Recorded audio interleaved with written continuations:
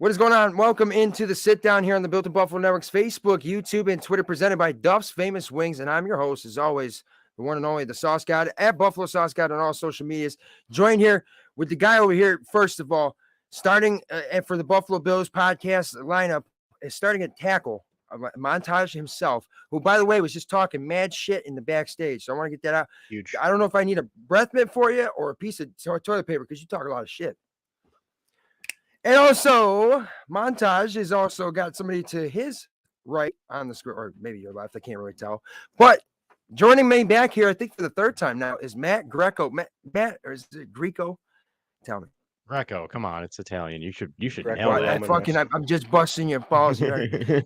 that. How you doing, bro? Welcome back in. Thanks for having me, guys. Pleasure to be on the sit down. I was double booked for the stand up, but I'm so lazy. I just wanted to sit down, so I'm gonna be on this show instead. And I also brought my sunglasses too, although they're these like 1970s pimp dollar store Zoolander. So I'm not even gonna. Matt, can I tell you something? I thought about should I maybe go fucking grab some different sunglasses just to screw around, and I was thinking something like that. But I honestly appreciate the hell out of you for wearing the sunglasses. Montage, we started something. You know what I mean? If you're a Bills fan, you got to wear sunglasses, even if it's fucking dark. All right, guys, we're going to kick off this introduction. We've got a great show. Hit that like and share and join in here in the comments and join the good fellas here on the front lines.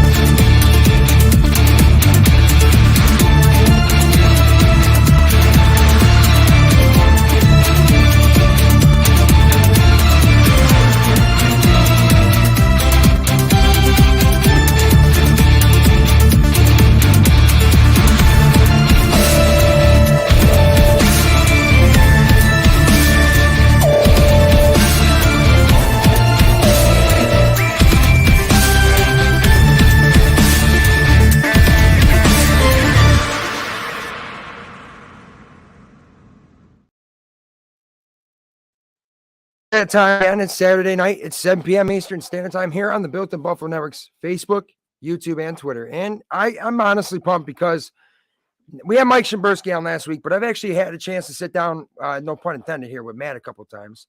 And I haven't had Matt and Montage on the same show at once. I honestly hope these two disagree on something at some point because I'm going to be unbiased, right? I'm just going to be like the guy. I disagree with wearing the guys backwards like Matt is right now. Oh, so you're telling me that.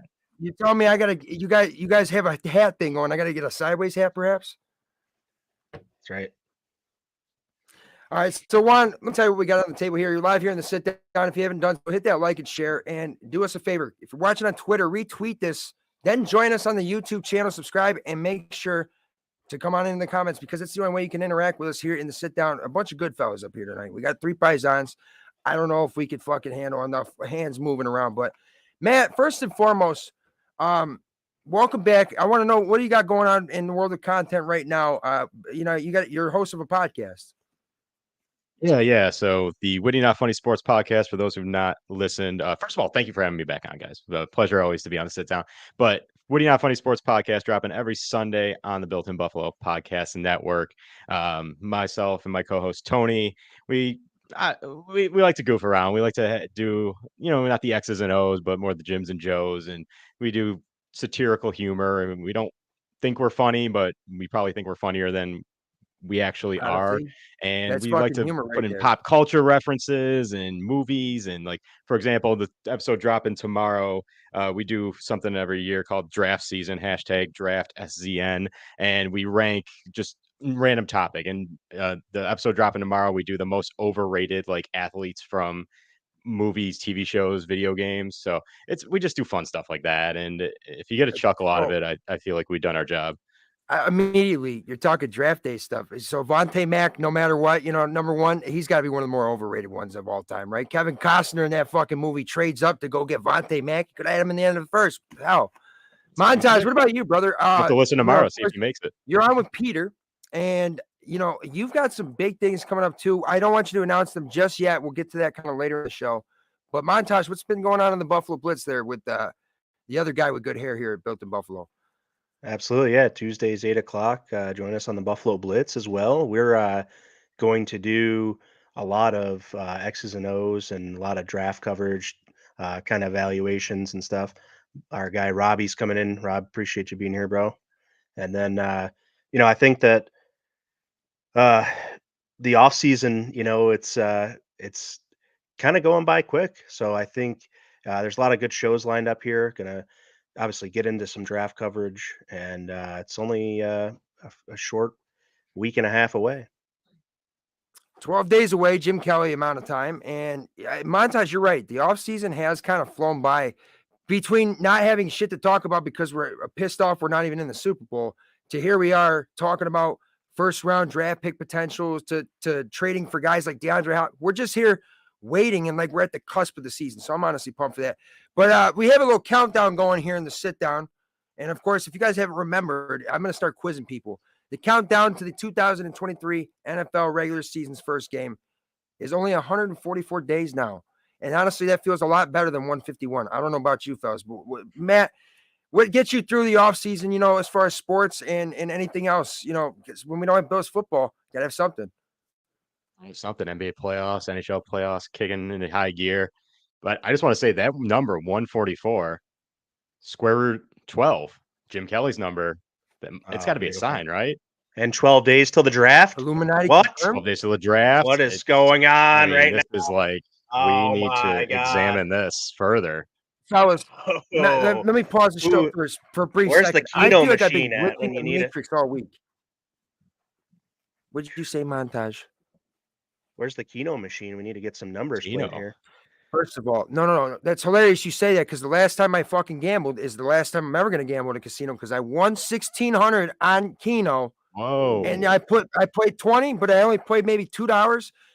Dude, I was scared shitless. I told the guy that brings the cash to you, walk slow. I'll give you $50 to just make sure that nobody knows that I really even won a fucking thing. So I promise I'm not going back to the casino. Indiscreet. But that's kind of funny that you bring that up. 1,500 on quick draw. So I'm playing the wrong game. That's awesome.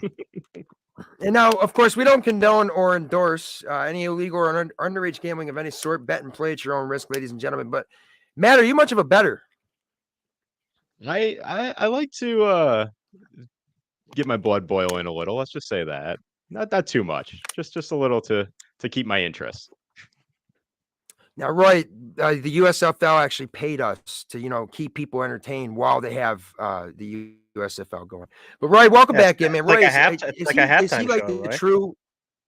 is he the true like number one fan of the sit down montage?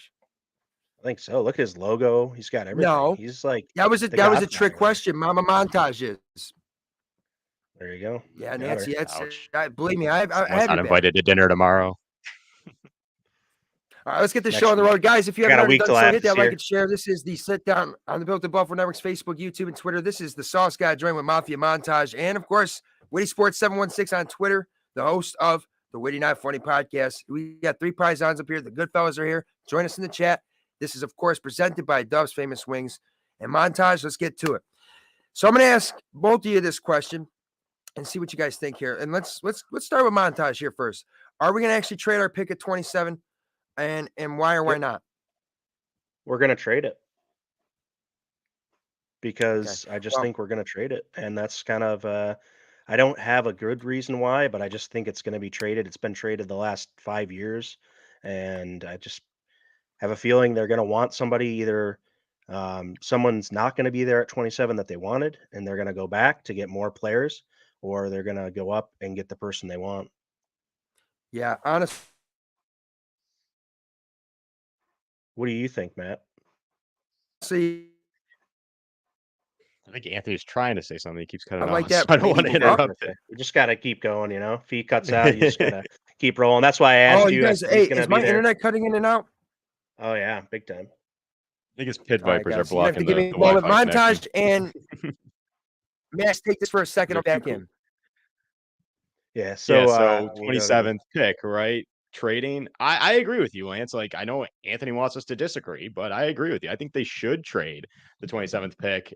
It's all going to depend on how the board falls, right? If a team is willing to jump up and get that fifth year option for that first round pick on a Bijan Robinson if he falls, or one of those four quarterbacks, like the cutoff after those four quarterbacks is pretty great, I think. You're past Will Levis. So maybe I saw Matt Perino project a trade of the Rams jumping up to 27, which could very well be a possibility. Stafford maybe, and the swan song of his career here in the next 1 or 2 years. Um, could they take a developmental quarterback to sit behind Stafford? Absolutely, and get that fifth year option in front of it. So I think Bean's in like a power position where if the board falls right to him, he can accumulate some more draft capital. We only have 6 picks, and I don't like that, especially a team that's so strapped and so tight against the cap as the Bills are. You need to fill depth with cheap guys, and that's the rookie class. So I'm all for trading down. I think they should do like a Patriots thing. Remember the Patriots during the Brady era just used to trade down and trade down and trade down and get like 7 third-round picks. Like Right. Bean should do that this year because I think So there's a I lot love of that I depth. come There's not back a lot in. of top tier talent. I'm coming back in as this guy's talking about the Patriots. I'll tell you what, there's something very at the end of the show that I cannot wait to discuss, by the way. So, my fault there, guys. I kind of wanted just to see if I could really piss anybody off real fast and just kind of come back in and see if we could really get this thing going. So, I think we're all clear now, fellas, right? Good to go. Sounds good. I just went like that, and all of a sudden it worked better. I don't know what it is, but so Matt, I didn't get a chance to obviously hear what your answer was to this, but I think that when you talk about the Patriots, how they were able to trade down and down, it's because that for a while it felt like they just had no holes to really fill like consistently. You know what I'm saying? Like it wasn't like they drafted all pro guys constantly. In fact, now we're seeing Belichick. It doesn't look like he knows what he's doing at all when like they're drafting. So Yeah, they I weren't good think if at you it. guys ask me, that our best bet is you see what's at 27. I don't think that there's any need to trade up. I just don't see what is worth trading up for. Are we going to go get some type of offensive lineman that's going to, be worth that? No. I mean, I really think that the best thing to do is either take a guy like Jack Campbell. I know that we can maybe get him in the second round, but if you're not going to use that 27 pick, you definitely trade it back. You grab some more, you add, you bolster up. And I think that we do have to add more players necessarily than we need certain positions that we just don't want to overreach, right? So I honestly like both answers there. So let's get back to it. Now, let's have Matt take this one first. If we're going to stay at number 27 in round one, who are you going to take? It's interesting. I mean, there's not a ton of holes to fill, as you mentioned with the Patriots. They didn't have a lot of holes to fill during the Brady era, right? They're just looking for depth guys. So the glaring need is obviously middle linebacker, and I do like Jack Campbell, and I know Bill's chat guys, part of the Built in Buffalo podcast network, say like Jack Campbell is ranked 52nd in terms of like overall big board stuff. That doesn't matter to me. Like if he's the 27th pick and he's projected to be the 52nd or 52nd best talent in 2 years, if Jack Campbell's an all pro, that's a heck of a pick at 27. Like if he becomes the next Matt Milano, whether he's a first round pick or a seventh round pick, like you got to hit. That's the main goal. You got to hit. So I would be okay with Jack Campbell. There's a very drastic cutoff to me in terms of linebackers, and it'll be interesting to see what they do because Jack Campbell is the prototypical Sean McDermott guy, right? Especially because he's being trained by Luke Kuechly. Like if anybody loves Luke Kuechly, it's Sean McDermott and Brandon Beane. He's been at training camp the last 2 years. Me too, So honestly. Luke I Kuechly, wish we had a prime Luke. Yeah. and it could be I mean, Jack Sean Campbell, McDermott and was that would be a built heck of a off first round Luke pick. Kuechly, right? So, all But right. So I like what you say there, Matt, because, you summed it up well, too. Just because he's the 52nd, somebody could take him at 10 if they wanted. If they really just thought, sure, I mean, look at Mike Mayock, how he drafted. He's like, who the Cleveland Farrell? The fuck? You know what I'm saying? Like, but Montage, yeah, what do you think? Who are you taking right now? Is it Jack Campbell, too? Yeah, I think it's Jack Campbell or Trenton Simpson are the two guys I like to fit into the Bills defense. Some people do like Drew Sanders as well there. He's the highest ranked in some of the other media outlets like The Beast from The Athletic ranked Drew Sanders as like 28th overall. So getting him at 27 makes a lot of sense if they think that he can contribute at a high level in this defense. I don't necessarily see him as the perfect fit kind of guy because I like the prototype of Jack Campbell. And I like Trenton Simpson's size and athleticism. And then, people's knock on Simpson is the inability to read a play, and he's more reactionary and makes up from it for it from his athleticism. I think that's great. I think you can coach how to read and react better, but you can't coach that athleticism. That's No. your So that's I something have you're a bringing to the question for table both of that you I think actually is then. great. And this question, it's I'm gonna start with because you're just talking about it. But if you guys have not done so, you are live here in the sit down on the Built In Buffalo Network's Facebook, YouTube, and Twitter. Hit that like and share, retweet, come on over, comment, join up with us. It's a Goodfellas kind of night here. And I'll tell you, this is sponsored by Duff's Famous Wings, where that's my highest rated wing. But Montage is, how Tremaine Edmonds was kind of a real athletic guy and he needed to be developed. And we saw a lot of inconsistencies from year 1 to year 4, in my opinion. Year 5 was a much more clean year and a much more what we probably expected a little bit in year 2. Do you think that Jack Campbell is a little bit more tuned up and ready to go where we can get that production right away? Yeah, I think he is. I think he's 2-year captain now from Iowa, senior guy who is going to come in and contribute to whatever team he goes to right away. And I think that's like all you could ask for. Now, they did draft a guy last year in the third round. So I don't, that's the hard part about taking an LB in the first round is you just, they've had a record of this stuff where they continuously take these different positions in hot, top 3 rounds, D end, not to mention, all these guys are coming in and they're just not taking over. They're not dominant guys. So we need to, figure that out. I think if they take an LB round 1, that's an admission of a bad pick in Terrell Bernard in a third round last year when there was a lot of other, we wouldn't necessarily need a receiver this year as bad as we do if they could have taken a, And little more highly can I touted guy say in the this third too round. before Matt, before you talk, is I don't understand all this. Why do we need to go after a receiver in the draft? Like a lot of people want us to do that in the first round. I don't understand it. Like for me, Stephon Diggs and Gabe Davis, when healthy, I just rewatched the game against the Titans, and you see he was hurt with an ankle injury since then. I mean, the guy was never truly 100%. And when he was, he did his job. He didn't drop as many passes. He played much better. So I just don't understand that necessarily because Khalil Shakir, too, showed me enough last year where fuck Isaiah McKenzie. I love Isaiah McKenzie, but fuck his production and let the young guy come in because everybody was saying for where we drafted him, he was maybe a first round talent. So I don't understand that. But Matt, do you think that Jack Campbell is more fun? Like he could right now, like maybe even defensive rookie of the year type talk? He's the most plug and play linebacker in this draft, right? And that's what Ooh, I you're like a looking for, I nice think. plug and play guy. Yeah, love a good plug and play guy.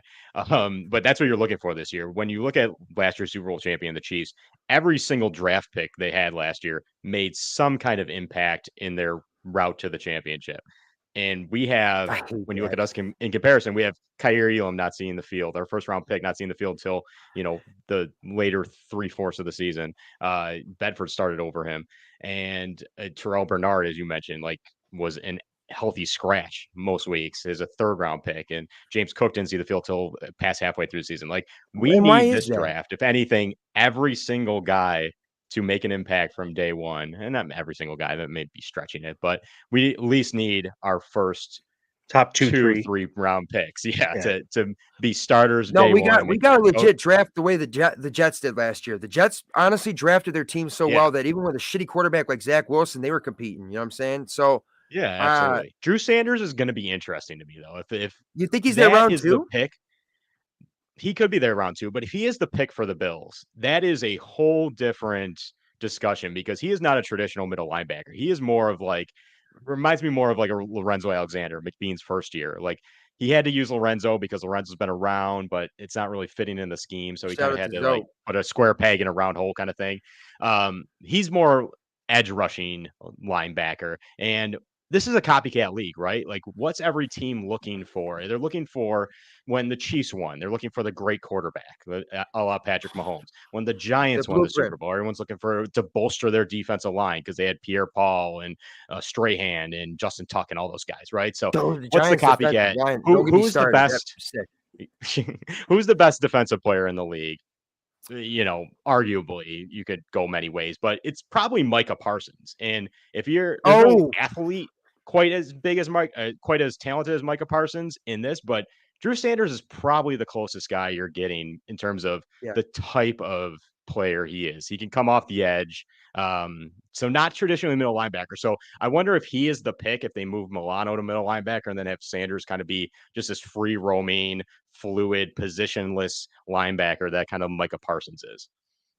I like that too, because Micah Parsons, whether you like the Cowboys or not, you have to recognize that this kid is like Lawrence Taylor on steroids, which Lawrence Taylor was, you know, we're not going to go there. But overall, I think for me, I like the way that the Bills can draft in later rounds. I mean, like a guy like Matt Milano came in later rounds, sure. It's not like we miss in the first round, but we really need round 1 and round 2 and round 3. And speaking of rounds 2 and 3, I believe Montage is going to have a little bit to talk about that later in the show about some upcoming announcements for Built in Buffalo. But if you just go 1, 2, and 3, I thought the Jets drafted so well last year that if the Bills don't need to look for the same blueprint, but figure out where your gaps are and go get them. I mean, don't get cute with it either. You don't have to try and change up your because the defense is solid. We know that. And at the end of the day, our offense was the most inconsistent thing last year. And I see a comment too, by the way, from Billy Williams saying we need middle of the field wide receiver. And I wanted to address that. Okay. Dawson Knox, if he's getting targets, is he not our tight end? Should we not be able to maybe, I know he's not the biggest guy, but maybe use him for that situation? Stephon Diggs is always down to go over the middle. I mean, a guy like, I don't think Cole Beasley's he's not coming back, I don't think, but that's kind of what his role was. I just don't know if we need to really, Khalil Shakir can do whatever the hell you ask him. You ask him to go deep, you ask him to go up there and catch a contested ball. The guy's like 6'10" out there, I thought. So, see the triceps on that guy? I'm not going to tell him he's wrong. What's that? You see the triceps on that guy? I'm not going to tell him he's wrong. Billy Williams can say thinks whatever he has great triceps. Dude, first of all, Matt Milano's got some fucking triceps. Them things are scary. Montage is too. Look, he's flexing. Are we getting into some triceps talk, guys? This is big. Yeah, I think. this. Honestly, I love tricep workouts more than bicep workouts. It gets me. It gets triceps me over biceps all day. Amen to that. Hey, so let's move on to our next topic here. If you guys have not done so already, hit that like and share button. We're live here in the sit down on the Built to Buffalo Network's Facebook, YouTube, and Twitter. Join here with Matt Greco and, of course, the one and only Mafia Montage, also co-host of the Buffalo Blitz. And hey, Built to Buffalo's just got all that content coming consistently. We got you up to date with the draft. We got upcoming draft coverage as well, which I can't wait to talk more about that. Montage, we got some big things in the works, man, that people don't even know. So we got Matt on here. And Matt, I was actually hoping to kind of have you and Mike Shimbersky here last week. Just because you all have like takes that like I can kind of draw a little bit from. Sometimes I don't necessarily know everything. I might think I do, right? But you guys have some solid takes. So if you guys are out there in the comments, join up with the discussion here with the Goodfellas and let us know what you guys are thinking as well, because we're getting close to that draft. Montage, what do we got here for our next little topic of discussion, my friend? So yeah, Bills signed another offensive line. Kevin Jarvis added to the team. He was an undrafted free agent. So he could have been named Jarvis Kevin, and it would have been all right with me. You know what I mean? Like, low-key, Jarvis. You better go up there, and you better fucking shove somebody into the ground and say, Jarvis. Hopefully, good practice squad guy, and that's probably it. What if he starts? See, here's the thing, guys. I'm not expecting anybody to come in and just, become all pro, but how do you know that some guy doesn't come over here and just like he wants to protect the fuck out of Josh? Look, he's right there. He wants to protect him so badly. All I'm saying is I like that we're signing guys that are not named Bobby Hart and does it not piss the both of you off? If Kevin Jarvis is a starting offensive lineman at the end of this season, I will pay you both $100. Wow. Give my $100. Give my $100 and give it away to somebody out there, because I'll tell you what, recording this, right? About that, we might be winning the Super Bowl. We can go back. All right, so Montage is putting up money now. Kevin 6'6", is 6'6", 325. 325. Yeah. He's played all along the offensive line too. I think most recently for the Lions, right? Yeah. The thing is, Absolutely. I know I'm a Bills fan, as we all are. I'm hoping he's bad just so I can drop some good Home Alone references, like Kevin, you're such a disease. Yeah, it's amazing. That would be the dream. I like that because that's great for the Witty Not Funny podcast material. You know what I'm saying? Maybe not great for Bills Mafia's Super Bowl ambitions, but who Well, the then they hell can knows? cut him before the season starts, and we Yeah, all they'll win. find somebody else. Maybe he's a real locker room jokester. Who knows? That's all I'm saying. Maybe the guy's got something to offer, but I don't know They where it's need going to be. that. They need that with McKenzie not around. Overall, though, it's good to see them signing guys for the offensive line. It is something that Brandon Beane says every year that is their biggest need to address. And it does low key piss me off, though, that we had. Why did we get rid of Quentin Spain? And then we had Wyatt Tower, too, who actually turned out to be a pretty solid offensive lineman, no? Quentin Spain actually had an issue that was between him and the staff, and there Okay. was a lot of controversy. So he basically was gotten rid of because he was a piece of shit, for lack of better term. And um, Teller was a mistake. I mean, they thought they could get the same production at a cheaper cost, and just like losing Tremaine Edmonds, I think is not the best thing in the world. That turned out to be something where they've suffered now because they've failed to re-sign Teller. Yeah, it's crazy, though, too, like how expensive a real, true franchise left tackle is. Like, I mean, you really think about it. Um, It'd be nice to free up some money. And Matt was talking about the blueprint earlier. The Patriots won so many Super Bowls because, yes, Tom Brady was great, but because the guy was never once the highest paid player in the NFL, and nobody on that team really was. So, I mean, when Yeah, they you're could able load to up around sign him. Yeah. a multitude of talent, and you could just keep stacking it up because we all know Belichick and whatever, they're doing some shady stuff with the NFL to keep that kind of stuff going because whatever they were doing, I don't like it. I just ultimately think, I don't know if I don't know. It's tough because that offensive line is truly the biggest weakness, and it was last year. And I really think that it's affected Josh's game. And I don't think it was necessarily as much injury. I just think that the guy wasn't never comfortable back there. So we got to find a way to continue to bolster that up. And let me ask you this, Montage: what is the biggest hole in our team aside from that offensive line? I know you're going to say linebacker, but I don't think so. Yeah, I mean, to me, it is linebacker. It's the linebacker spot opposite of Matt Milano. Assuming some things now. Um, if McDermott taking control means we're gonna stay in the nickel and he's just gonna call different things out of that, then I think the second linebacker across from Matt Milano matters more. If they're gonna switch to a 4-3 and you have Milano and Bernard outside, then the middle linebacker position itself is more important, and that's where the Jack Campbell pick gets even more relevant for me. But if it's staying in the nickel, then that second linebacker position actually isn't as important to me as a middle linebacker would be in a 4-3. So I think that getting it's hard for me to say because offensive line is really just the area. I think the interior of the defensive line probably is going to be where you look next potentially. Okay, and honestly, I like that last little bit of the take. But Matt, what do you think is the aside? Maybe not necessarily linebacker. What do you think is the biggest hole in our team aside from that offensive line? Can I throw a curveball at you and say coaching? Not There you head go. coaching, because I like Ooh, McDermott, but coordinator coaching. Uh, Ken Dorsey's inexperience, I think, is a huge hole. I think in the last offseason, he went, here's the offense I want to run. Go get me those guys like JD McKissick, who didn't come around. So what's option B? yeah, he had a James Cook. fucking And good then career you average bring with the all these Bills. guys in, and Ken Dorsey doesn't know how to use them correctly. Like, how many Yeah, times, especially in the first 2/3 of the season, did we see Dawson Knox as a blocker? And so, I mean, that's going to be like the biggest thing I'm looking at in the offseason of, especially when it comes to training camp, is does Ken Dorsey's offense look vastly different? I don't like the Dolphins, obviously, for very poignant I reasons, more so don't but like their uh, fans. I don't like their fans. But I do like Mike McDaniel. I think he's a really good offensive mind coach. And I love, especially the 2 times they played the Bills, what they did with Tyreek Hill. And they just had him in motion every single snap. I think they were the team that You're right ran about the that. most motion pre-snap in the league. And it works because Tyreek Hill is fast as all heck as it is. Plus, now pre-snap, you're getting him up to full speed. So who's going to keep up with him? It's just a really good offense, and that's what Dable did a lot before he left. He ran a lot of pre-snap motion, causing a lot of confusion, creating a lot of mismatches, causing the defense to communicate and maybe miscommunicate, and leaving He guys made open. other I want guys to see weapons Ken that Dorsey. necessarily wouldn't be. Yeah, absolutely. How You know many what I'm saying? great points, Scott? How many big guy touchdowns did we see under Dable? A That's my handful, thing is right? I really Tommy I like Doyle, Deion Dawkins. How many did we see I like that under you threw me Dorsey? that curveball because let me tell you something. 0.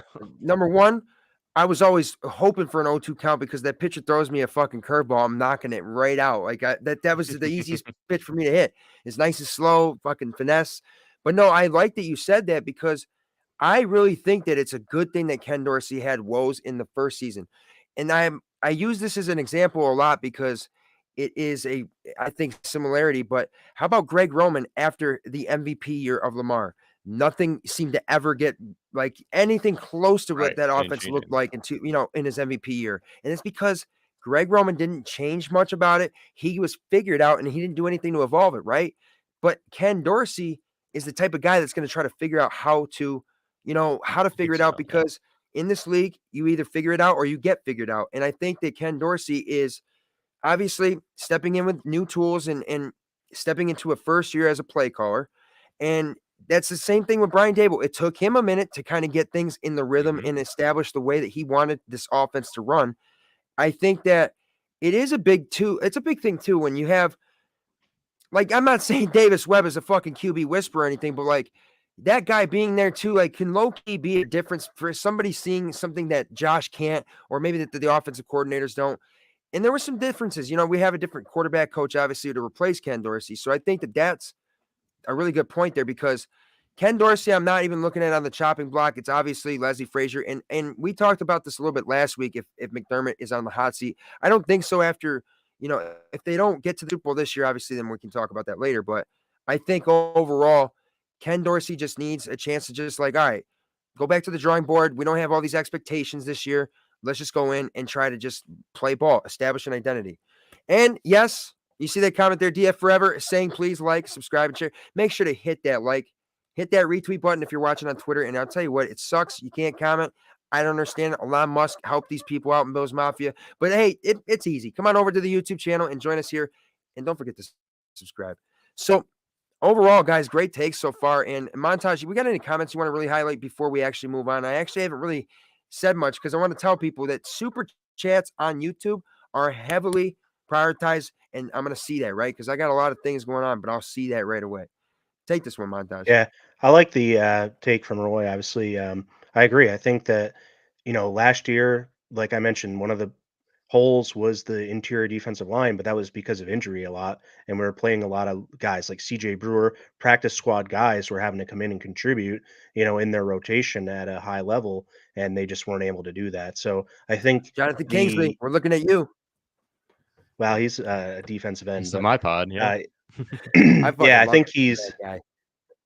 same. I'm a huge Syracuse guy, and obviously, I'll take any Syracuse guy. So that's easy draft strategy, right? You have Matthew Bergeron's a tackle, Garrett Oh, Williams here is we a go. cornerback, and Sean Tucker is a running back. All things we could use. Let's get these three guys in there. They got Donovan another. McNabb's a quarterback. They got a Fucking Marvin linebacker Harrison coming out too. coming out. They got a linebacker coming out. They got everything we need. Let's just right down the throughway, pass them on over. Let's go. I like that. Any other comments you want to highlight real fast before we move on? Because, of course, we are live here in the sit down presented by Duff Smith Wings. Join here with Matt Greco, the host of the Witty Not Funny podcast, and, of course, Montage over here. Hold on. Greg Roman did not have the talent on the team like we do. I would love to see what a Greg Roman would do with this team. Yeah. No, I This don't is necessarily agree with that. Lamar Jackson had a free year where nobody knew how to defend him until the Buffalo Bills actually lose to them in Orchard Park and draw up a little bit of a blueprint. But I think that they had talent. They had Mark Andrews. Who else were they had? They had at tight end that year. They had a really solid run game with Mark Ingram as well. Like, where did he come from? But the Ravens are always one of those teams that are tough. I just think that he had a shiny new tool for 1 year, and then he just didn't do much about it. Yeah, that's my thoughts. I don't know if you guys agree with that. Kind of similar. Anybody to knows how to Dorsey. do a run game? It's Greg Roman, who ran Booby Dixon on a sweep, and I threw my hat at the TV so Roll out hard it smash, bent the baby. brim. Love a good Booby Sure. Dixon reference, but I think that Williams or Greg Roman, sorry, not Greg Williams. Greg Roman wanted to Greg run the ball Williams. a lot, and I think Allen, would fit into his style. But I think also we don't have the tight end depth that Roman would like. So Roman would be really good for Singletary. Would have been good for like a Singletary, a Knox, and those kind of guys. But we never really had. You kind of need two, and you see Baltimore now drafted Isaiah Likely. I'm so jealous of that, and they have Andrews and Likely now, and Likely doesn't get a ton of stats, but when they need him, he's there and he's He's quick pretty and solid. he's a really solid tight end. I in the 5th round, And I'm so is like, why Rashad didn't we Bateman at take him? receiver when healthy. Just saying. He's a pretty solid receiver. Oh, absolutely, yeah. That's who OJ Howard was supposed to be, right? Yeah. That solid, like red zone presence. And Jamison Crowder too. Like, we expected to maybe see something out of him, and he gets hurt. And how about this too for an over the middle of the field kind of guy? We had Isaiah Hodgins, real big dude, right? And I've been like the dude's fucking biggest lobbyist forever. And now he's with the Giants, and he's just scoring touchdowns and thanking God because he's a humble. How the hell is Tanner Gentry? You know what I'm saying? Like, I don't need the special teams that bad when I have a guy that can literally be up there in the middle of the field and contribute the way that I saw Isaiah Hodgins. So that makes me wonder a little bit about coaching and some of the management things that are going on. But I don't really question that much to where I'm that concerned. But Montage, anything else before we move on to our next subject? Yeah, so Robbie's coming in here, and I think I'm gonna tweak his question just a little bit to fit my selfish need that spurs inside of me when I read this question. Is that not only what is the best option for the Bills in the draft, but like who, if we draft X, you don't care who they pick otherwise. Like, we've got a guy that you're so excited about in whatever round, and customize the round so it fits. Like, oh man, if this guy gets to us in the 3rd round, then I'm excited. Anything you want, but I want to, what is a guy at the value you want him? Where can we get a guy that would kind of one pick and you're satisfied because that guy is the instant contributor or the instant difference maker in this draft class? So, I think that in previous years, guys that were that are, for me, Kyle Hamilton was probably one of the better defensive players in the draft last year. But, you see, obviously, the way that the draft goes, he's going to fall to the Ravens, who didn't even really, I think, even need safety. But I think that Jamal Adams was a guy like that. Even though I don't necessarily like the guy, Micah Parsons, another one too. And, that was what Tremaine Edmonds was supposed to be, was the instant contributor. I mean, like, really add, not just the youth aspect of it too, but he just never really, like, we never had that real contributions out of him. It was too many inconsistencies. And, like, for me, is that going to be Jack Campbell then? That's what I'm saying. If it's Jack Campbell, for me, the one thing that the Bills defensively piss me off with is what's with our tackling. It's the one thing that they teach us at Pee Wee, and we just couldn't seem to do that sometimes. You got guys like Taron Johnson coming up and laying bricks on people, but Tremaine Evans is just over pursuing. It drives me nuts. It drives me nuts. But what do you guys think? Yeah, Anything so else you Matt, want to add to that what do you comment? think? Because that's the host of the Let's Talk 716 Sports Podcast. Marino. Easy for you to say. It's not easy. Yeah, Lance. I'm gonna throw a name out there in the mid rounds that I really like, who I think is not in a position of need immediately, but I think in a year or two it could very well be. I love Sidney Brown from Illinois. Ooh, yeah. What about safety, fellas? That dude knows how to play. He's been a starter since his freshman year. He has over 3,000 career snaps. And some people are like, oh, that's too much. He's, doesn't have a lot of tread on the tire left. Like, guess who else they said had like no tread on the tire, nothing left because he played a ton of career snaps? Jonathan Taylor. And he's a pretty darn good running back. So you watch Sidney Brown in his games, like the dude just knows how to play football. And with Hyde being at the tail end of his career and Poyer only re-signing for 2 years, like that's a and who knows with Hamlin what his situation is. That's a guy who they can get, I think, third, fourth round, possibly, who could be a starter down the road for sure. I really like Sidney Brown. Yeah, honestly, Yeah, that's the I like toughest that. thing is that we my bad montage, but we obviously re-signed Jordan Poyer, and that's great. But Micah Hyde is going to come up, and we still have the question mark around his health too. I know he's ready to go and all, but then again, it's a pretty tricky Yeah, situation for that too. So I think that's Well, we why we also might signed honestly look Taylor Rapp as well, who was a starting right. caliber safety. We have him waiting there, but I do like the pick at safety. We don't know. The big question mark is Damar Hamlin. Is he going to be able to bounce back and fulfill the role he was stepping up to take? And I know he's not necessarily going to take a starting role, even without the injury happening. Um, he was never going to be the starter this year, I don't believe. But I think that he was getting such quality time that he was beginning to be like, okay, we know we can rely on him anytime these guys might go out. And it may have changed the entire offseason if things rolled differently. So it's definitely interesting. I think Point. it's a great pick. If we get Sidney Brown in the third, I think that'd be amazing. There's a handful of safeties out there that love Sidney Brown, Jair Brown, uh, Like Jamie Christopher Robinson from Smith. Florida State too.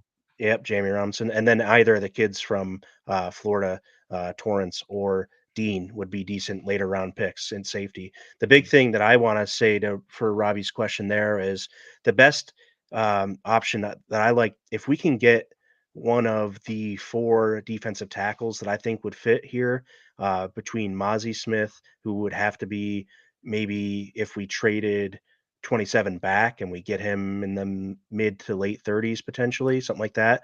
I don't but he might go. Somebody might go up there and get him in the high 20s or early 30s. So or then later rounds it would be Keanu Benton, Gervin Dexter Sr. and Jacqueline Roy. I think any of one of those guys would be one of those picks where you can now have some big competition that like means something for the roster spots we're going to have available in the 53 man roster. It's not Jake Wellen. Are you sure? What is it? Jacqueline Is it Roy? Jake Wellen? Is Is it it Jake Jake Quillen Wellen? Roy? And I don't know how to say I names. hope it is because I think that's a so. no. It's an old Key and Peele Jake skit. Quillen. look at you guys. They um, actually like working together instead of what? Look, this is a beautiful thing. Instead of arguing, look at them two trying to figure out how to say it together. Honestly, it's special. That's right. I love it.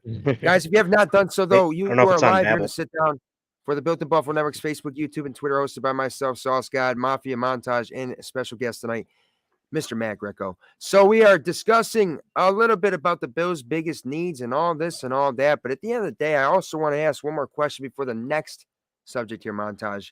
Is I honestly want to know if you or with all these rumors that are circulating, right? There's rumors circulating about the Bills possibly trading for a running back, which doesn't make sense, right? Because you said James Cook, it's your turn. Damian Harris, you're coming in for a certain role. Naheem Hines, we'd like to use you hopefully in the offense, not just special teams, right? That's kind of what I'm thinking. And my apologize if I lag a little bit here, fellas. But do you think that there's a possibility that we're going to trade for a running back like a Derrick Henry, a Dalvin Cook, or Josh Jacobs, like these rumors that are circulating? Buying or selling? Matt, you go first. Oh, I am selling hard on that. I don't think they are going to trade for a running back. I could see them taking a Tucker later in the draft if he's there round 5 or after or something like that.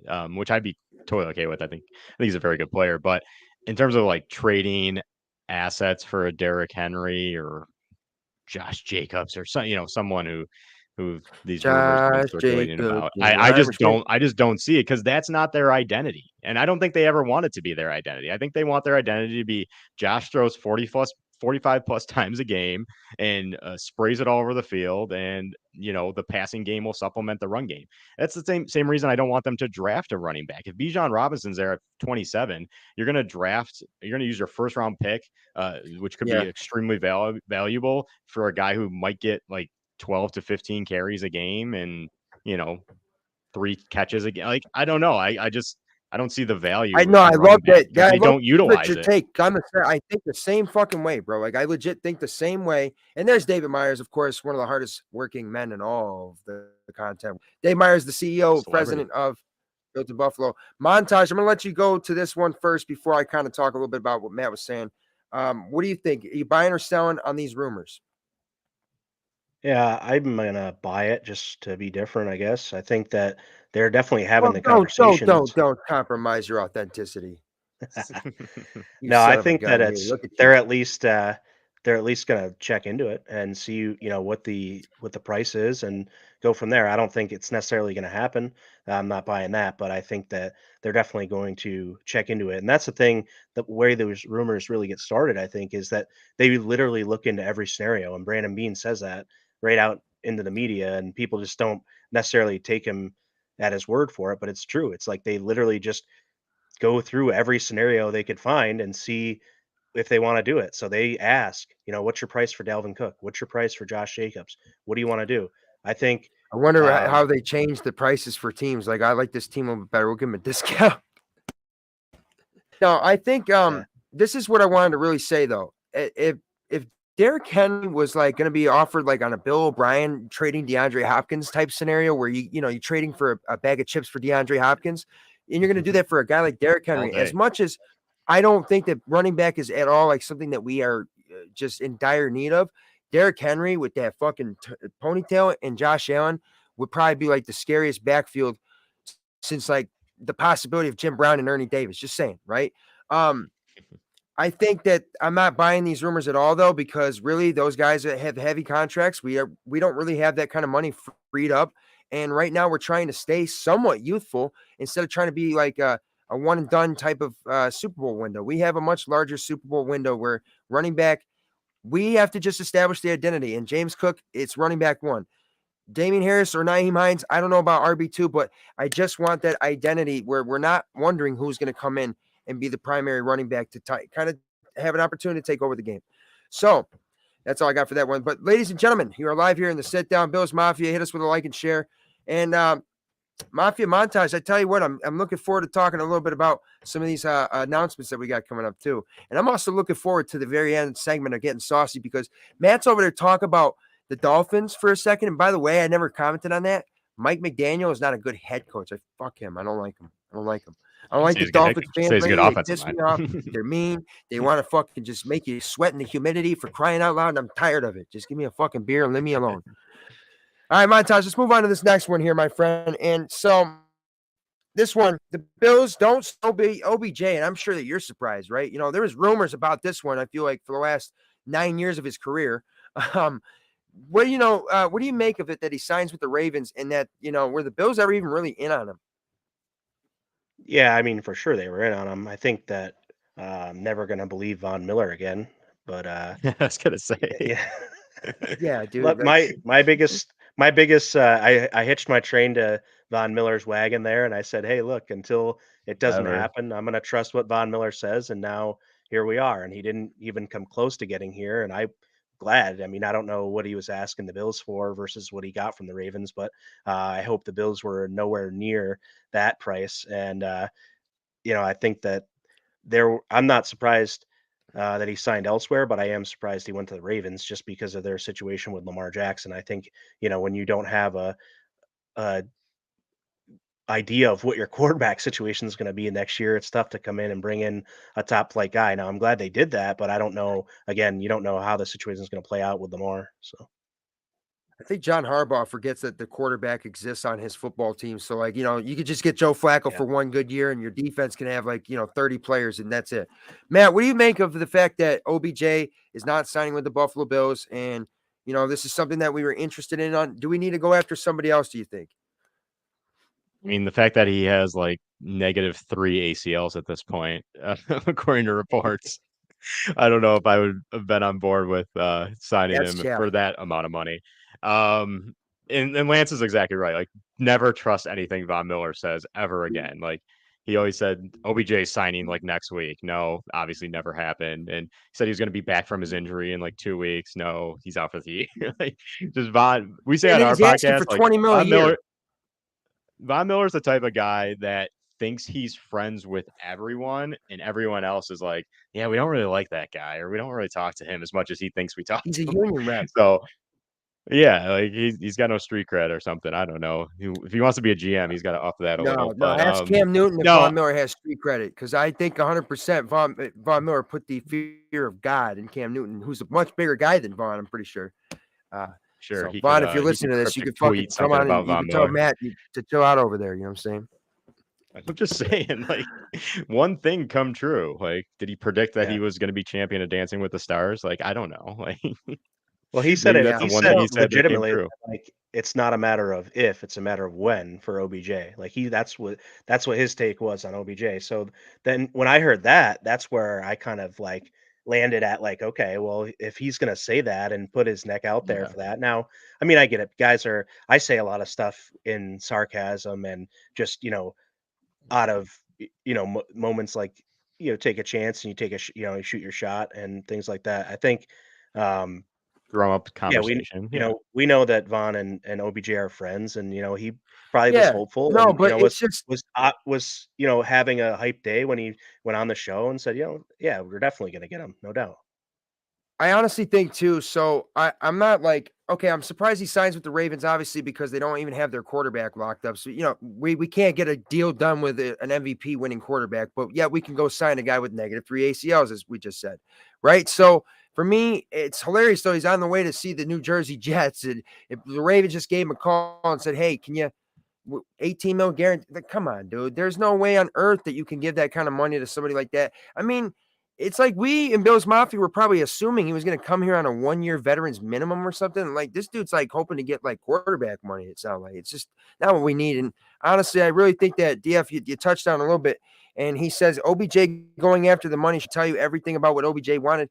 At the end of the day, I don't try to judge people, but he is a distraction, and it is. He plays with his best friend Jarvis Landry and Baker Mayfield, who I don't think was the fucking woes over there in Cleveland, but what did he do over there? I feel like Odell Beckham Jr. never even caught a catch for the Browns, right? I just think that guy is just way too overhyped.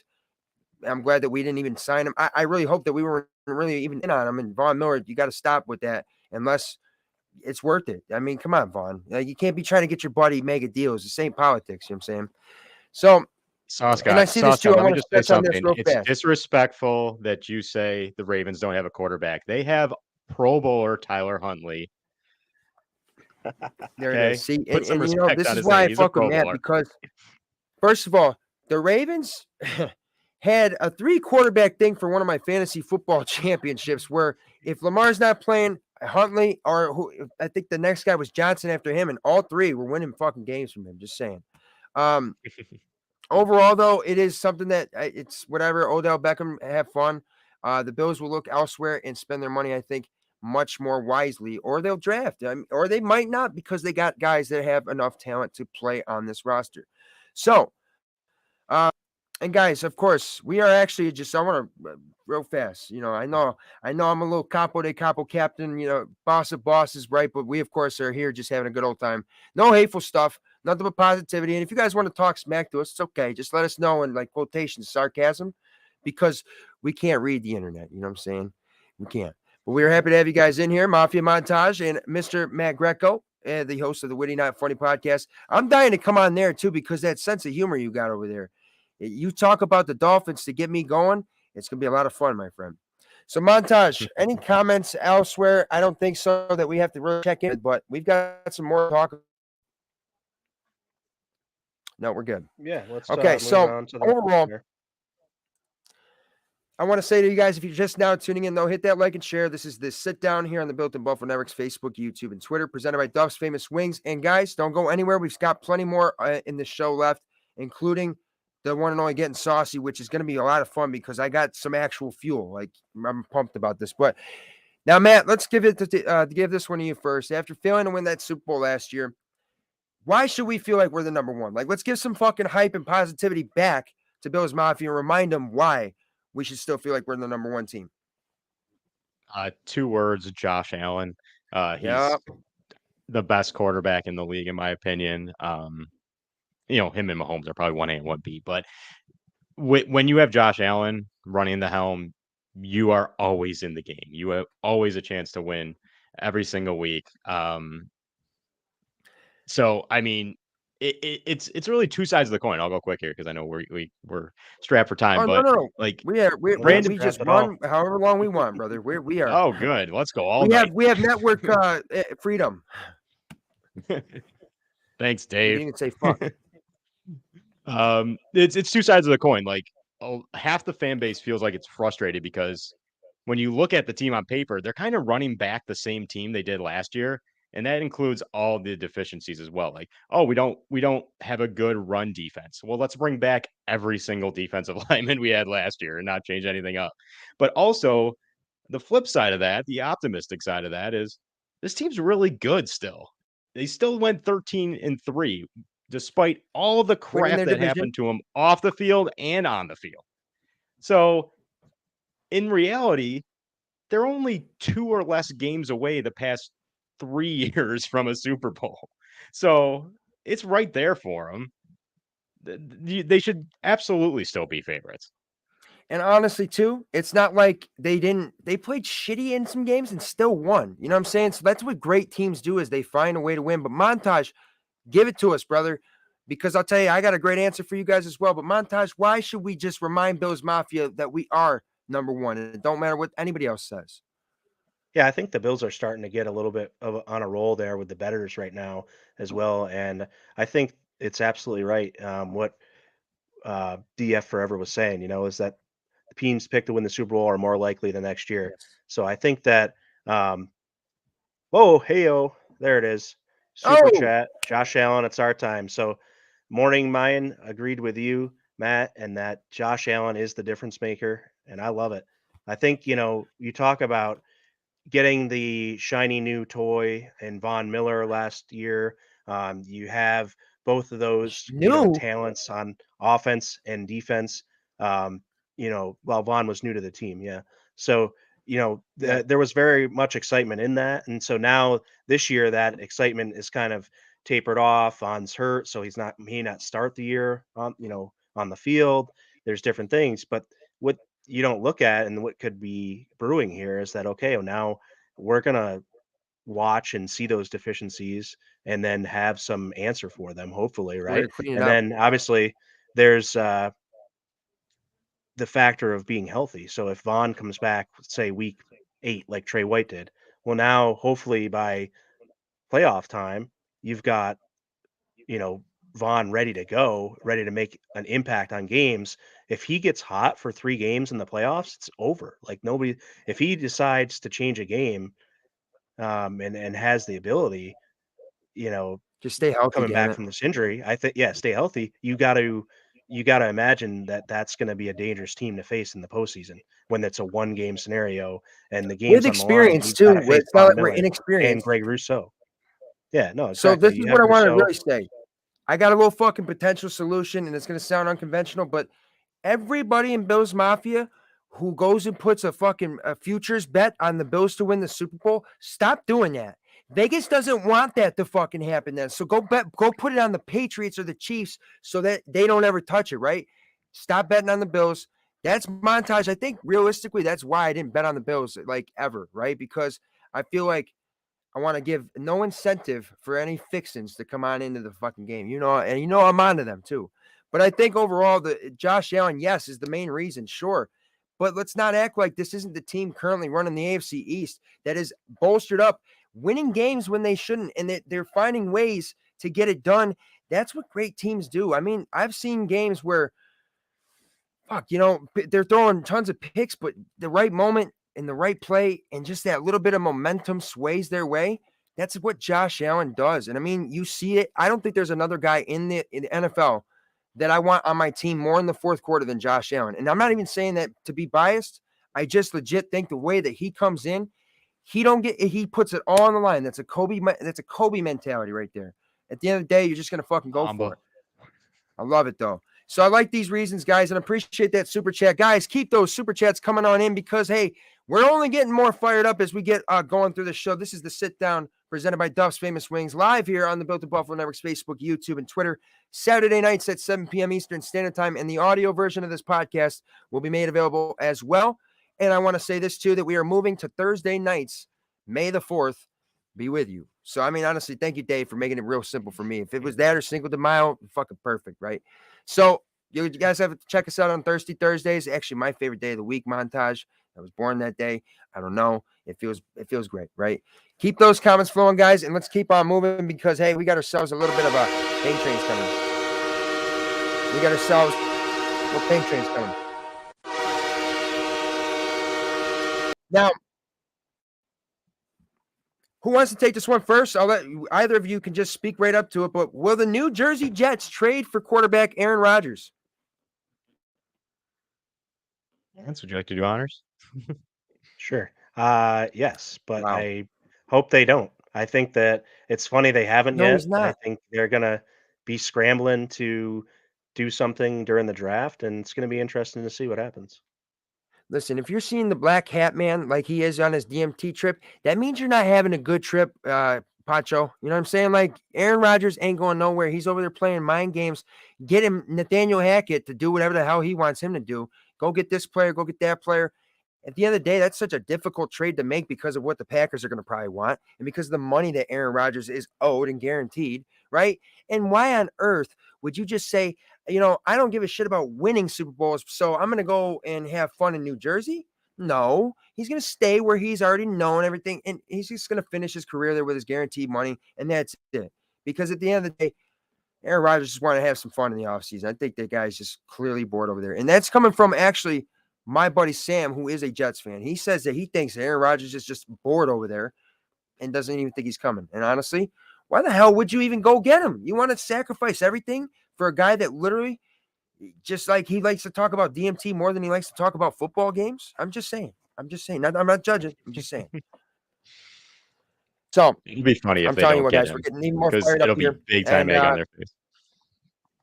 I just don't think they're going to trade for it. It just doesn't make sense to me. It doesn't seem like it could. And I think that Robert Saleh is doing pretty good things with the Jets. All jokes aside, the way that they're building that team, the way that they're drafting, and the way that they already had some veteran players like CJ Mosley still there, they're set up to play competitive football.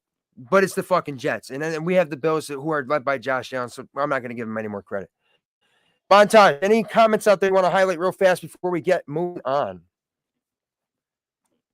Yeah, I think that with Aaron Rodgers, the Jets would be a dangerous team. I agree. I think that they'll ultimately get him. It's just funny and weird that they haven't yet. And the thing is, it would be funny to us, and I would love to see it, like Matt said, if they got egg on their face and just are strike out with them somehow. And I don't, everyone thinks it's going to happen. Everyone kind of assumes it's going to happen, but I don't, nothing's a 100% sure thing until the papers are signed and the trade happens. So it would be great if they got left without anything, and then they have to go and try to find somebody. And it's probably be, I guess, if they don't get him by the draft, they're going to have to try to determine if they want to use something, one of their draft assets for one, because they do have a young Zach Wilson. And I think that's the kind of solid mentality potentially, is to say, let me have Aaron Rodgers for a year or two, get Zach Wilson corrected, let Aaron show him the ropes of this Out offense, banging and moms then for see fun. if I would not advise that. No, Keep I mean, going, like, brother, he's if you gotta can. chill out. Why It ain't not? working for him. He didn't play good at all. He's weak in the Let legs, the kid clearly. live his Yeah. life. Yeah. Go Worked ahead, for him live, but off he the ain't field playing too. quarterback in my fucking division. It'd be Yeah, so so funny if I they had to go back to like super pouty Zach Wilson, who they I never mean, he went to wanted, BYU, He comes out of there, who everyone that hates. yeah. So, here's my thing too. They're a dangerous team, sure, because Garrett Wilson and, Breece Hall coming back healthy is some pretty dynamic playmakers over there for that offense, right? But I honestly don't know if I really believe Aaron Rodgers has anything left in the tank. And if he goes to the 49ers, I really am going to start just laughing my ass off, because why not add a third quarterback to the mix of who's going to start for this team this year when we're trying to figure out how to win a Super Bowl? So if he goes to the Niners, I'd honestly love to see that. It'd be great content. But Montage, overall, I mean, you guys honestly believe that he has anything left in the tank to be that much of a threat? I know that he's got playmakers, but he didn't do that much for Green Bay last year necessarily either. Yeah, I think Green Bay had absolutely zero to offer him talent-wise on that offense outside of Aaron Jones, and they couldn't really even get running game going that much, even with AJ Dillon as well. So they really struggled there. Their defense carried them to a lot of the games they did win, and I think it's going to be tough. It's hard to tell whether Rodgers' magic was lost without Devonte Adams, or if it was, his age. He looks like a homeless man out there. He's pretty frail. I mean, when I saw him at the preseason game, Yes. I think it was, or maybe that was 2 years ago now. When I saw him at the game last year, even, he's got the longer hair. He just looks like kind of Like Frank unhealthy Gallagher. for me. He looks like Nick Cage from Con Air. He literally like, one for Yes. one. And like, it's funny because Tom Brady, like, as much as I hate the guy, that guy just fucking consistently got younger, and like his hair, he would seem to have on point, right? But Aaron Rodgers like seemed to just go trailer park route with it. You know what I mean? Too much Wisconsin Yeah. cheese and DMT, and that's all I'm saying. It's just whatever. Like, we don't need to sit here and feel threatened by anybody in the fucking division until we lose the division, because we are led by the best quarterback in the division, with the best damn team in the division, and the best entire fan base in the entire fucking world of sports, right? Bills Mafia, because this is what I'm going to get excited to talk about. I'm not going to touch on it just yet, but have you guys heard the rumors that Mac Jones has apparently lost the locker room over there in Boston, New England, wherever the hell they are? I'm telling you. So I cannot wait to discuss this one later in the show. You guys don't want to miss that. Me getting saucy is going to be again about Mac Jones, but I got a few good takes on this. But what do you guys think? Is Mac maybe actually losing the locker room over there? He already has, because I don't think he's very He good. lost to New England when they cheered for Bailey Zapp. Sauce God, I think you should do like a 1 minute rant every week on Mac Jones. Not even about football. 1 It minute? could be like just follow, just 2 minutes. Just follow Mac Jones's Instagram and it's like, oh, he's eating at Denny's. How dare he's lost the locker room. He's not an alpha I'm personality. trying to start a He should be an TV show IHOP where I guy. just go and fight him. I go and fight him, and I literally beat his ass every single time. And Montage is just like Yeah, fucking like a commentating. backyard Like, wrestling with Mac Jones. Yeah. yeah, Do except that. he's like, he can't do anything. Like, he literally he sees me, and oh, what are you gonna? And I just too fast. You little Right. fat Well, he can't prick. see the I eyes with can't wait to give it to glasses. him and get saucy. Know where Thank you you're for coming that, more from. Matt. I needed that because that's another reminder too that we don't gotta be afraid of no bitches, right? So if you guys are just now tuning in, though, and you have not done so already, do me a favor, just hit that like and share and comment. And I'll tell you what, you got to make sure to subscribe, follow all that nonsense, and turn your notifications on, because, hey, I'm not good with my phone sometimes. So when your notifications are on, then you get notified. Oh, shit, it is Saturday, 7 p.m. I got to tune into the sit down. Or I know that Mr. Matty Greco over there with the Witty Not Funny podcast has his newest episode airing, right? So you guys want to turn those notifications on so you don't miss any content, whether it's podcasts, live shows, coverage, up to date with everything, signings, anything. And of course, tons of mock drafts. I think these guys are literally like, you guys even working anymore? Like, you're just sitting there doing mock drafts. I fucking love it because I got 10,000 scenarios. I like it. But Built in Buffalo's got all your guys' content, sponsored by PLB Sports, Ticket IQ, West Her, and Picasso's Pizza, and of course the proud sponsor of Duff's Famous Wings. And Buffalo Blitz is still Underdog Fantasy. Yes, Montage? Yes, sir. And of course, Underdog Promo code Fantasy. There Blitz is a out there. code, Montage, if you want to say that. Yeah, promo code Blitz. Sign up for Underdog Fantasy, Yes, the sir. best daily fantasy app in the market. Yep. And hey, it's a real free, easy way to play that you can, hey, if you're not used to the world of sports betting or daily fantasy, it's a really great way to get integrated, and it's legal in more states. I don't know how that loophole really works, but by all means, you make it work. You make it work. So, Montage, any quick comments before we go to some of our announcements that we have coming up? Yeah, I think, DF Forever saying we beat the Jets narrowly in the second game last year. They didn't have Brees Hall in that game. I agree. I mean, Jets have a roster, but they're still the Jets. I mean, look at all the talent They have Cleveland nothing to brings in lose every though when year, they and play they us too. continue to fail. And I think that's kind of the mentality right now, is until they take it from us, we're not going to just give it to them just because they got something going on paper. So let's see what they can do and put it together in real life. And I don't think so far no one's been able to top the Bills for the division in the last 3 years, and I don't think that anyone's going to be able to top the Bills for the next 3-4 years to come. As long as Allen's staying healthy, playing at a high level. I need the Bills to become the 1990s Yankees for me, right? Just winning the AL East constantly. Red Sox never have a chance, right? And then they're winning 5 World Series. I need 5 Super Bowls, but let's go in a row. You know what I'm saying? Then we'll worry about maybe 6, 7, 8, 9, and 10 if we get there. But let's just go and fucking do it. So, Matt, what do you think, brother? Josh Allen gives a signed football to every girlfriend he has, like Jared Jeter did Yeah, honestly, because with the baseballs. Josh, you have an opportunity to do some good things for humanity. Not that you already don't. We all know that you're the savior of Buffalo, but hey, you know what? Keep giving it to just the kids. I like that he does that. He only signs for kids. Oh That's yeah. fucking awesome because it's got to be so, dude. I'm so envious of like even my girlfriend's kid. Legit is such a big Josh Allen fan, and it's got to be so exciting. You actually get to like get excited to watch your quarterback, right? But JP Lossman, I fucking was debating turning the TV on. You know what I'm saying? So how blessed we are to have Josh Allen at the helm Making of our moments. starting quarterback position. So let's move on to thing here. Montage, we have some big announcements here in Milton Buffalo, as well as Buffalo Blitz and draft day stuff. Talk to me. What content is coming out and big announcements? And then Matt, we'll talk to you about what you got coming out as well. Yeah, we just announced, put out yesterday, kind of big announcement. So we're gonna have the Bills chat pod on Built in Buffalo for round 1, and then Peter and I, the Buffalo Blitz, are gonna go on for rounds 2 and 3, starting at 7 p.m. on Friday, April 28th. We've got a little bit of a lineup forming right now. Nothing is solidified, so I don't really want to comment on it too much. But Oh no, if don't it reveal all that. No, fucking keep that a if it all secret. comes to Wait till they if it all slept on comes to us. fruition, it's going to be awesome, and I think we're going to have a great show. It's about 5 hours probably of rolling through and kind of getting through some of the meat of the draft. I think second and third round is some of my favorite stuff because you've been evaluating a lot of these guys who you wanted to take in the first round or debating whether or not they are first round talents, and now you have guys coming second and third rounds here. So we're going to be able to break all that down, and I'm pumped. Montage, I'm sorry. I'm picturing you showing up on draft day and you got Mel Kiper hair. If you do that, I'm telling you, Rip it out. nobody needs to watch ESPN. Nobody needs to watch NFL Network. You tune into Built in Buffalo to watch this fucking guy. I'd rather hear you talk than Tony Romo, and that's saying something, right? I'd rather hear Yeah. you talk than Mel.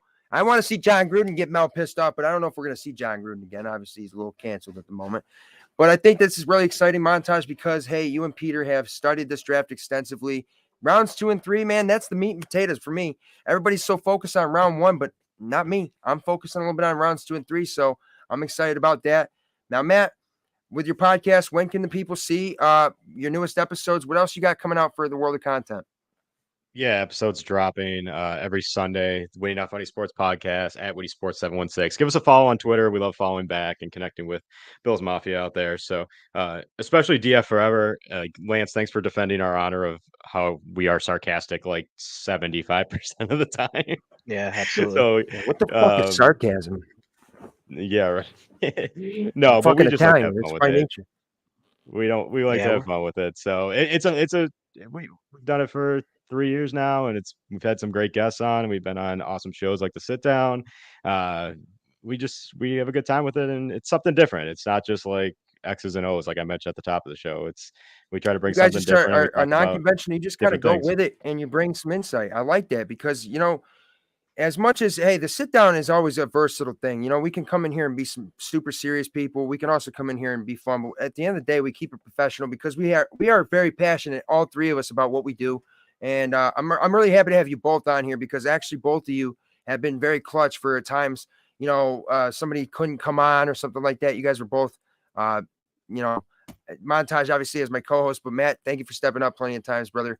I'm excited to hear. I'm gonna have to Always actually happy. tune into the Witty Not Funny podcast because I actually want to hear a little bit more of the humor that you guys got over there because I think I could literally fuck around with that. You know what I mean? Kind of like The Office, it feels like.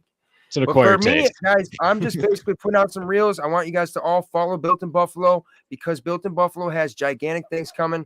It's not just the live shows, but I'm telling you, as we get closer to the season montage, there's going to be some big things happening. I'm telling you, I think that we're going to have a tailgate show from the actual tailgate this year. I'm excited for it. So you guys that have all been rocking with us too, we appreciate every single one of you and everybody that's liked, shared, commented. We're happy to have you in here and keep it coming. So, Montage, let's go on to our first segment that is usual here. And Matt, this is a little thing we call bada bing, bada boom. So, what's the good things that you've seen from this week in the world of sports? And let's start with Matt, special guest. Oh, don't start with me. Gotta give him time to talk. Too late. I'll go. I just gotta do one thing for Lance real quick before I start. There you go. Is that better? Beautiful. Yeah, it looks much better. I'll I'll just do it say too. like this is the aside from like November when baseball playoffs are really going, like this is the prime season. If you are a sports fan, you got NHL, NBA playoffs, you got NFL draft, you got MLB starting. Like these are awesome months to be a sports fan. And right around the corner after the NFL draft, the Bills are going to be at One Bills Drive and for OTAs, and then training camps right around like 144 days. That doesn't seem like that much. So I think it's a fun time to be a sports fan. So that's the good thing I've seen in sports and How we just whatever had the this week. Masters too. You know what I'm saying? So like you're right Masters, about that. yeah. Montage, what's the best thing that you've seen in the world of sports this week that's got you saying bada bing, bada boom? I started off my fantasy baseball league 1-0, so I got that through. I think I won like 16 of the 20 categories or something. So He's got definitely, a sub 5 ERA. definitely a pretty good. I think it was 4.7, something like that. Yeah. All right, But fucking better than yeah, I me. think it's cool time right now to be a fan of kind of all the New York sports that I'm fans of. Like I'm a fan of the New York Knicks. They're in the playoffs right now, up 10 Yeah. in the fourth quarter against the Cavs. I'm a Yankees fan. Volpe just hit his first home run yesterday. Judge hit one right after he did, so he couldn't The be back to upstaged by back the thing is youngster. sick. That's amazing. It's fun. I end up losing the game though, so that's a little bit another topic. But They got smacked the but other then night too.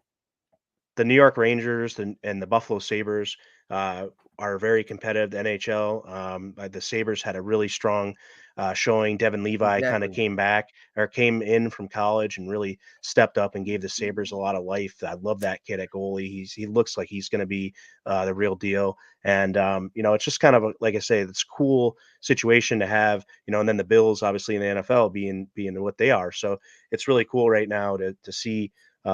Being a sports fan in the New York market for me right now is really enjoyable. It's a Now I really good like one, that. Lance. Real quick, Anthony. Real What's up, quick, buddy? like if you watch the final Sabres home game, what they did for Craig Anderson at the end, Yeah, no, I kind of mean honoring him, like legit. that's a really cool, good thing about sports. Yeah. This is what I'm going to say too. Is I got two things for bada bing, bada boom. Is actually I hear that there's going to be a healing and prayer service for Kim Pagula, who we Yeah. found out had cardiac arrest. So prayers up for Kim Pagula and the entire family.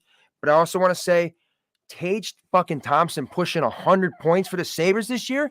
Rasmus Dahlin, Casey Middlestad evolved his game. If this team can get some fucking goalkeeping, like if we had a Ryan Miller or Dominic Hasek, we're going to start fucking making noise with them sharpening the swords. I'm telling you, I like Tage Thompson. I like Tuck. I like what I saw from Dahlin. We're just seeing this young team reevaluating their entire culture, getting rid of lazy ass Jack Eichel. And I don't care what anybody says. I'm glad because you see guys that are legit playing some. I mean, Tage Thompson to me was a top 10 hockey player this year. I mean, the way he played with what he had to offer, a top 10 hockey player for me. So I'm really excited about what the Sabres have for their future.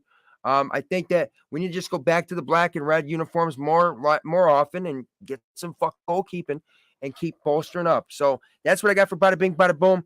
But real fast, now we got this one, a little something we call forget about it, which makes it the ugly things that we saw in this world of sports. Buffalo wins to yeah, if that happens, bro, like Philadelphia people are gonna come over and party because they're gonna respect our game. You know what I'm saying? Like, yeah, we're gonna go over there. Right. That would be the day. All right, so Montage, why don't we go here first with you? What's got you saying this week? Forget about it. I saw an ugly thing I'm sorry, it's all Yankees related just because I've been kind of diving into baseball pretty quick here, but one of the umpires got nailed in the back from a throw. Was it Angel And Hernandez or no? I think he spent some time in the hospital and whatnot, but Oh shit. that was kind of an ugly scene. And I think the other thing is there's some angst, the fans and stuff again, kind of getting on players. I think need to remember to be respectful. I think it's a game. They're human beings too. We're all human beings, so sometimes people take it a little bit too far. And saw a thing when Cleveland was playing the Yankees. It kind of reminds you, fans, you gotta respect the athletes, I think, too, and just overall, it's fun to root against the opposing teams and the opposing fans, but it's got to be in jest and also tongue in cheek a lot of times. All there to enjoy something, and no matter the outcome, at the end of the day, we all just want to go home to our families and things. So I Love think that. that things that are ugly are just people need to leave the hate behind and come with some more love. The Damar The only Hamlin answer in this approach. world is love and kindness, ladies and gentlemen. I'm just gonna say that. That's it. And Montage, honestly, that's fucking beautiful what you just said, because that's not making me say forget about it. That's making me tell you to fucking remember this. You know what I'm saying? But Matt, Yeah. what has got you saying this was ugly in the world of sports? Forget about it. One thing I hate about this time of year as we lead up to playoffs and stuff is teams tanking on purpose. You mentioned it Yeah, earlier, you're fixing Anthony, games. about Josh Yeah, Allen doing technically. it for the kids, right? Signing autographs for the kids. Like everything's about the kids. The Sabres could have easily sat Tage Thompson, who I think was playing hurt the last 10 games, but he was out there the last home game because they do it for the kids. They make memories and moments for fans. Not every And person at that for arena is example, gonna the be able to see Dallas him more than Mavericks once. sat Kyrie, sat Luca, and subsequently got Yeah. fined almost $1 million Oh, for doing That's that. insane. Like the kids, and the best thing is they sat Luca on Slovenia night in Dallas, which is like I don't understand the that. worst How do thing you you could do. People coming charge from all halfway around the world to see Luka Doncic. why did Not they even even trade for Kyrie Irving? What did they think that Luka Doncic disaster. is gonna be kicking out in a corner threes to Kyrie Irving? Like, he's not Ray Allen. He's over there talking to people about the earth being flat and dribbling the ball for a long time. And Luka's like, I'm used to putting up triple doubles over here, dog. Like, what are we doing? I think Luka's got to get the fuck out of Dallas like ASAP. Go to New York. Play for the Yeah, Knicks. he's a baby. He's a good player, but he's a baby. But yeah, teams purposely tanking. I know leagues are trying to figure out how to stop that every way they can. NBA does the play-in tournament now, and I can't stand it. So Yeah, as a fan, fellas, simply for me, with the world of forget about it is just the fact that the Yankees got their absolute asses shelled in the first inning, and I don't even know what happened after that. I'm pretty sure it ended up being 11-2, but they 9 runs in the first inning. Holy shit, you're not even supposed to give up 9 runs over an entire series. So New York, yeah, let's it's all fun and dandy with Judge being captain and Volpe having the we need to still win games, because last year we got cute with it. We were about to set records for wins in the season, and then they just start losing. So let's keep our focus over there in fucking New York, Aaron Boone. You know what I'm saying? And I'm still not 100% sold on that guy yet either. I'm telling you, Montage. That's a subject for another day. And by the way, I do have a segment Yankees sponsored by podcast Javi coming Baez. out. What's that, buddy? Is this He's like the segment worst player in sponsored by baseball Javi right now. Baez? Because he just forgets about everything. Like he's just wandering out there. That dude was like one of the best fielders. He was one of the best hitters, and now all of a sudden it's like he's just in the news for like sucking. That's cool. You know what I mean? Like, He's not even paying baseball's a attention. tricky Like he sport. doesn't know how many outs there are or anything. It's just funny. A lot of young talent in Gets the tag baseball, up. though, and honestly, baseball is definitely getting to be a little bit more exciting with the fact that the shift is now gone. So I feel like we're going to start seeing players actually hitting for average instead of the Joey Gallo 100 average and 48 home runs and 3,000 strikeouts in a season. You know what I'm saying? But we got ourselves something here coming up. Montage, this next segment of Getting Saucy, my friend. Is there anything else you want to talk about real fast? Any other announcements where people could tune in to see you next? No, this is the big time of the show, baby. Let's get into it.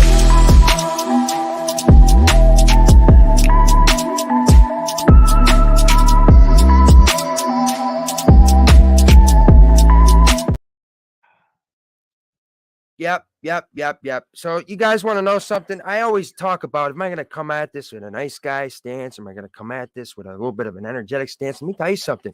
Mac Jones lost the locker room. Yay. We all can know that, because you want to know something? New England's going, yay, Bailey Zapp. Like, here comes Jesus again. Stop with the fucking change into the quarterback. It's not Tom Brady anymore, ladies and gentlemen. It's a different white quarterback, okay? Mac Jones is fat. He's a disgusting prick. He's a disgrace to the AFC East, and I don't want to fuck. If he wants to fight, I'm here. Give me your address, Mac. I'll come to Boston, and I'll get by Boston fans if that means beating the shit out of Mac Jones. I'm just saying it right now. I'm serious about that.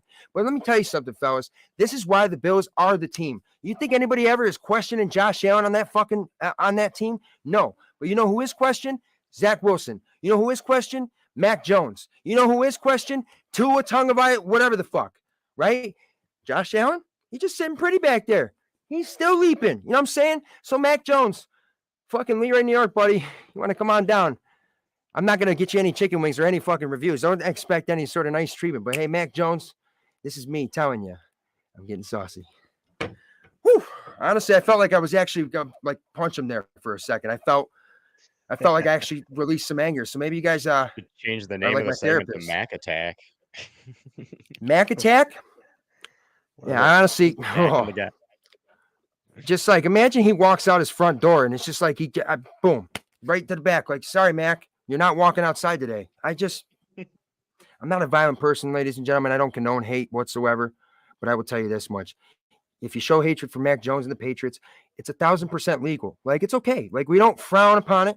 You know what I mean? But don't be a dickhead like Montage was saying either. When we win, show some class and humility, because me and Montage were like high-fiving Titans fans on the way out saying, hey, you guys played a good game, even though they didn't fucking play a good game. But low-key, we won, so why be a dickhead about it when we could just enjoy it? You know what I'm saying? Let's enjoy the world of positivity and a little bit of love and kindness. And, of course, a little bit of sarcasm in this world ain't that bad. But, hey, guys, that is going to do it for us here. Now, Matt Greco, I'm going to let you take a little airtime here to tell people where they can find you next. Anything else? Social medias? Go ahead. The floor is yours. Yeah, Woody Not Funny Sports Podcast dropping tomorrow, like I mentioned throughout the show, and every Sunday. At Woody Sports 716, Twitter, Instagram. We don't do much on Instagram, but Twitter's the main one, and also Facebook. You can follow us there. We just post our podcast pretty much. Also, we have a t-shirt store. We have a ton of cool designs. Speaking of Devin Levi, we just released a Devin Levi one. If you Google search Teespring, that's Tee Spring, and then Witty Not Funny, all one word. We're like the first results. So check out our apparel store. We have crew necks, hoodies, all colors, all sizes. We got a lot of cool designs, a lot of original designs. So actually all original designs. I shouldn't hey, showing support belittle to it it, man. like that, It's but, always nice, guys. And but of course, give us a follow. you know, Love connecting. I like what I'm seeing from Matt too, man. It's great to have you back on here again. And you're more than welcome to come into the sit down anytime. You got to have me on that Witty Not Funny shit, because I think I'll legit do this thing where it's not once a week I'm going to do this about Mac Jones. It might be a once a day thing. That felt like I relieved some fucking stress just now. I might honestly be a normal person for the rest of the night. Just saying. But Montage, my friend, talk to us. Where can we see you next? What's going on? And give us the floor. Yeah, I'll be on the Buffalo Blitz Tuesday, 8:00, and all over Built in Buffalo media. So come and check us out. I'm at Mafia Montage on Twitter. You can follow me and all of our great content creators at Built in Buffalo. Along with that, go check out, Matt mentioned Teespring. Also, Built in Buffalo has a shop there. Check that out. Got a lot of cool designs. I've been wearing my Brandon Bean shirt a lot lately, and it's time for that. So a lot of cool stuff. Like got Brandon a Bean's wearing a shirt. Montage You got to. Yeah, that's right. You should. All the good stuff out there. So share the podcast, please. Out here, we're presented by Duff's Famous Wings, and go Bills. And guys, I love every single one of these out there for liking, sharing, and being in here and hanging out with us. And Matt, again, thank you so much. Montage, thank you so much. Two of these guys are very hardworking, passionate Bills fans who, at the end of the day, are good people. Connect with them on Facebook, Twitter, whatever it may be, and get with us all here at Built in Buffalo, because I'll tell you what, we got nothing but the biggest things coming, just like our Buffalo Bills. So from all of us here in the sit down, we say to you guys, go Bills, God bless, and enjoy the rest of your weekend. And again, Bills by a billion, go Bills.